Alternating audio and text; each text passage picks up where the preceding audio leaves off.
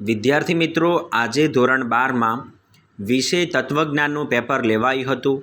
આ પેપરનું આપણે સંપૂર્ણપણે સોલ્યુશન આ વિડીયોમાં કરીશું. તો સૌપ્રથમ વિભાગ એ જોઈશું. પ્રશ્ન નંબર 1, તત્વજ્ઞાન અઘરો વિષય નથી. આ વિધાન કયા પ્રકારનું છે? તો જવાબ આવશે સી, સંયુક્ત. પ્રશ્ન 2, નીચેનામાંથી એકમુખી કારક ઓળખાવો. તો જવાબ આવશે સી, નિષેધ એ એકમુખી કારક છે. પ્રશ્ન 3, સત્ય આધાર વિધાન અને અસત્ય ફલિત વિધાનવાળી દલિત કેવા પ્રકારની હોય છે? તો જવાબ આવશે બી, અપ્રમાણભૂત. પ્રશ્ન નંબર 4, દલિતમાં આધાર વિધાનની સંખ્યા કેટલી હોય છે? તો જવાબ આવશે ડી, 1 કે તેથી વધુ. પ્રશ્ન 5, વિધિવાચક દ્વિવિધાન અનુમાનમાં રૂપમાં સત્યતા કોષ્ટકની કેટલી હરોળ હોય છે? તો જવાબ આવશે બી, 16. પ્રશ્ન 6, રૂપલક્ષી સાબિતમાં 83 લીટીની આગળ લખવામાં આવે તો પી શેનું નિર્દેશક કરે છે? તો જવાબ એ, આધાર વિધાન. પ્રશ્ન 7, સંવિધાનમાં પ્રત્યેક પદનો ઉપયોગ કેટલી વાર થાય છે? તો જવાબ આવશે બી, 2 વખત. પ્રશ્ન નંબર 8, હા હ ન ભેદમાં સાધ્ય વિધાન કયું છે? જવાબ એ, હા. પ્રશ્ન 9, વિશિષ્ટ આનુભવિક હકીકતોના નિરીક્ષણ પરથી સર્વદેશી નિયમ તારવવાની માનસિક પ્રક્રિયા એટલે શું? તો જવાબ બી, વ્યાપ્તિકરણ. પ્રશ્ન 10, વૈજ્ઞાનિક વ્યાપ્તિના તાત્વિક આધારો કયા છે? જવાબ ડી, એ અને બી બંને, એટલે કે એ કાર્યકારણનો નિયમ, બી પ્રકૃતિની એકરૂપતા. પ્રશ્ન નંબર 11, અનુમાન પ્રમાણ કયા પ્રમાણ પર આધારિત છે? જવાબ એ, પ્રત્યક્ષ. પ્રશ્ન નંબર 12, કોના પ્રત્યક્ષ જ્ઞાનથી અનુમાન ક્રિયાનો આરંભ થાય છે? જવાબ સી, હેતુ. પ્રશ્ન 13, આધ્યાત્મિકતાવાદી દ્રષ્ટિ અનુસાર માણસનું સ્વરૂપ કેવું છે? જવાબ ડી, સતચિત આનંદ રૂપ. પ્રશ્ન 14, સુંદર એટલે શું? તો જવાબ સી આવશે, આનંદદાયક. પ્રશ્ન 15, ધર્મની આગવી વિશેષતા કઈ છે? જવાબ બી, ભક્તિ. પ્રશ્ન 16, ઇન્દ્રિયોના વિષયરૂપ વસ્તુઓમાં આસક્તિનો અભાવ એટલે શું? જવાબ સી, વૈરાગ્ય. પ્રશ્ન 17, જૈન ધર્મના પ્રથમ તીર્થકર કોણ છે? તો જવાબ આવશે એ, ઋષભદેવ. પ્રશ્ન 18, હિન્દુ ધર્મનો ઉદ્ભવ ક્યાં થયો છે? તો જવાબ આવશે બી, ભારત. પ્રશ્ન નંબર 19, યોગશાસ્ત્રની શાસ્ત્રીય રચના કોણે કરી છે? જવાબ બી, મહર્ષિ પતંજલિ. પ્રશ્ન 20, સાત્વિક આહારથી ચિત્ત કેવું બને છે? તો જવાબ આવશે સી, સંતુલિત. તો વિદ્યાર્થી મિત્રો, હવે આપણે વિભાગ બી જોઈશું. પ્રશ્ન નંબર 21, જો તો શબ્દ જૂથ માટેનું પ્રતીક લખો. તો જવાબ આવશે શરતી. પ્રશ્ન 22, દલીલના પ્રમાણ્યનો નિર્ણય શેના પર આધારિત છે? તો જવાબ આવશે તેના રૂપ પર. પ્રશ્ન 23, ઉત્તરાંગના નિષેધ પરથી પૂર્વાંગના નિષેધને લગતા નિયમને સંક્ષિપ્તમાં શું કહે છે? તો એમટી. પ્રશ્ન 24, સર્વ ઉવી છે આ રૂપ કયા પ્રકારનું વિધાન છે? તો હા, સર્વદેશી વિધિવાચક. પ્રશ્ન 25, પ્રકૃતિમાં સરખા સંયોગ હાજર હોય તો પરિણામ કેવું આવે છે? તો જવાબ આવશે સરખું. પ્રશ્ન 26, ભારતીય દર્શનોમાં શેના અંગે વિચારણા થાય છે? તો જ્ઞાન વિશે. પ્રશ્ન 27, સમુદ્રનું પાણી ખારું હોય છે એ કયા પ્રકારનું વિધાન છે? તો જવાબ આવશે હકીકતલક્ષી. પ્રશ્ન 28, માનવ ધર્મ પુસ્તકના રચયિતા કોણ છે? તો જવાબ આવશે રવિન્દ્રનાથ ટાગોર. પ્રશ્ન 29, બૌદ્ધ ધર્મના સ્થાપકનું નામ શું છે? તો જવાબ આવશે ગૌતમ બુદ્ધ. પ્રશ્ન 30, યોગ કયા પ્રકારની જીવનશૈલીને પડકારે છે? તો જવાબ આવશે તણાવયુક્ત.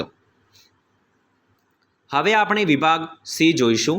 પ્રશ્ન નંબર 31 થી 44 સુધીના પ્રશ્નો હતા. એમાંથી 10 પ્રશ્નોના જવાબ લખવાના હતા. દરેકના 2 ગુણ હતા અને વિભાગ સી 20 માર્કનું હતું. તો 31 એ નીચે આપેલા પ્રશ્નનું ફક્ત સામાન્ય વિદ્યાર્થી માટે જ હતું. શરતી સત્યતા કોષ્ટક રચો. 32 આપેલા નીચે આપેલા વિધાનોની સામે તેના પ્રકાર દર્શાવ્યા છે એ પ્રકારોના અનુલક્ષી પ્રત્યેક જટિલ સંયુક્ત વિધાનની પ્રાથમિક રજૂઆત જરૂરી કાઉન્સ ઉમેરો. તો સમુચ્ચય ક્યુ સમુચ્ચય કાઉન્સમાં આર વી વિકલ્પ એસ કાઉન્સ પૂરો, એટલે કે સમુચ્ચયની બહાર કાઉન્સ પૂરવાનું હતું. 2 વિકલ્પ બહાર આવે, કાઉન્સમાં ક્યુ સમુચ્ચય આર આ કાઉન્સમાં આવશે. નંબર 3 દ્વિશરતી વિધાન, કાઉન્સમાં પી સમુચ્ચય ક્યુ દ્વિશરતી કાઉન્સમાં આર વિકલ્પ એસ કાઉન્સ પૂરો.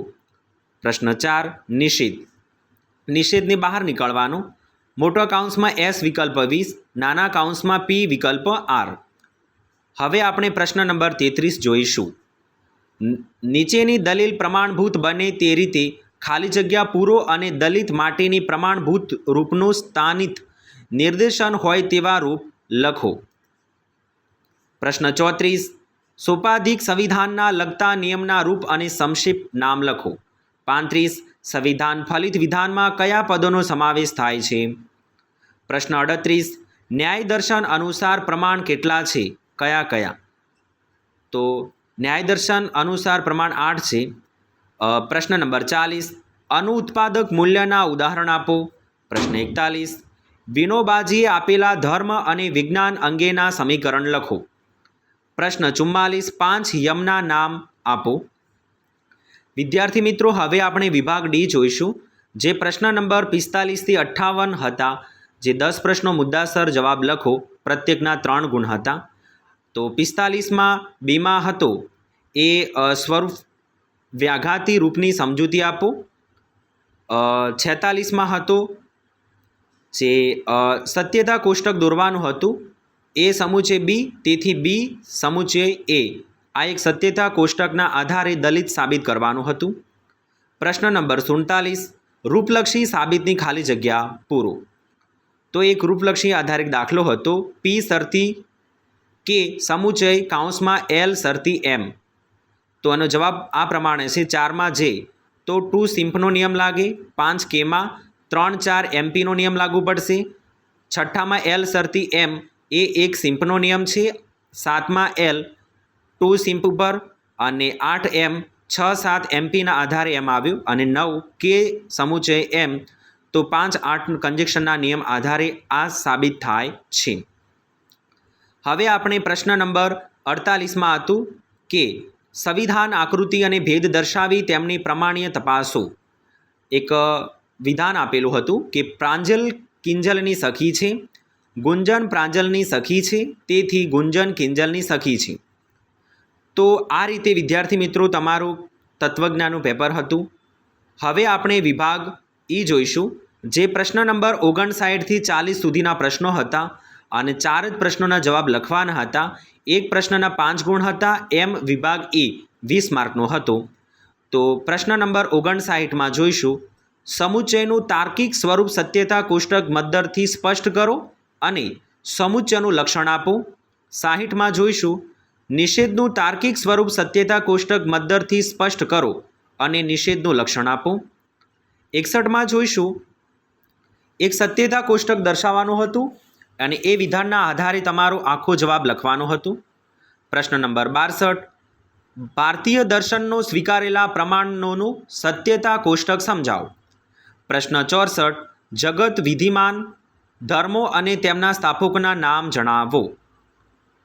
તો આ હતું તત્વજ્ઞાનનું પેપર.